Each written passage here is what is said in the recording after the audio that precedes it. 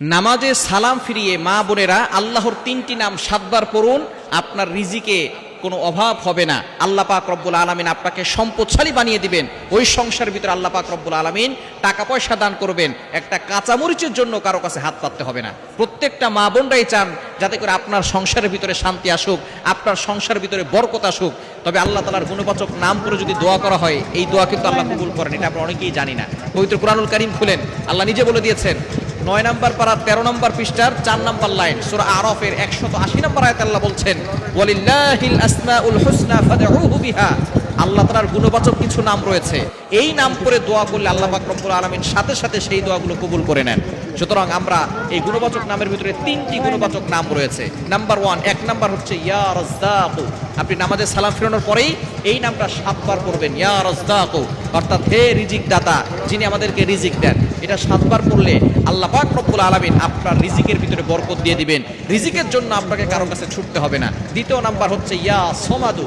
পবিত্র কোরআনুল কারীমের ভিতরে একটি সূরা আছে সূরা ইখলাস, ছোট্ট সূরা, তবে ফজিলত অনেক বেশি। এই সূরা ইখলাস, তার ভিতরে একটা অক্ষর শব্দ রয়েছে আল্লাহ তাআলার একটি গোপন নাম, সেটা হচ্ছে কুল হুয়াল্লাহু আহাদ আল্লাহুস সামাদ। মানে আল্লাহ হচ্ছে কারো প্রতি অমুখাপেক্ষী, তিনি কারো প্রতি মুখাপেক্ষী নন।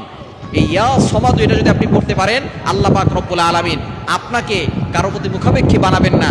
আপনি আল্লাহ পাক রব্বুল আলামিনের রহমতে, আল্লাহ পাক রব্বুল আলামিনের দয়ায় দুনিয়াতে ভালো থাকতে পারবেন। 3 নাম্বার হচ্ছে ইয়া মুজিবু, এটা 7 বার পড়বেন, তাহলে আল্লাহ পাক রব্বুল আলামিন আপনার দোয়াগুলো কবুল করবেন। মুজিবু মানে হচ্ছে হে দোয়া কবুলকারী।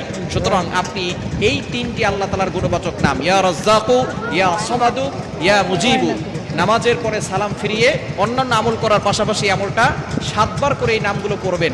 আল্লাহ পাক রব্বুল আলামিন সকল অভাব দূর করে দিবেন এবং আপনার দোয়াগুলো কবুল করবেন। অনেক মা বোন আমাদের কাছে ফোন দিয়ে বলে, হুজুর স্বামী পরকীয়া করে, সন্তান কথা শোনে না, এবং মেয়েটা পরকীয়া লিপ্ত হয়ে গিয়েছে, হারাম রিলেশনে লিপ্ত হয়ে গিয়েছে, বিভিন্ন ধরনের সমস্যা, ছেলের পাসপোর্ট সমস্যা, ভিসা হচ্ছে না, যত ধরনের সমস্যা আছে, আপনি আল্লাহ তাআলার এই 3টি গুণবাচক নাম করে দোয়া করেন, দেখবেন আল্লাহ পাক রব্বুল আলামিন আপনার দোয়াগুলো কবুল করবেন, সংসারের ভিতরে বরকত দান করবেন, আপনাকে সম্পদশালী বানাবেন এবং সকল ধরনের অভাব থেকে আল্লাহ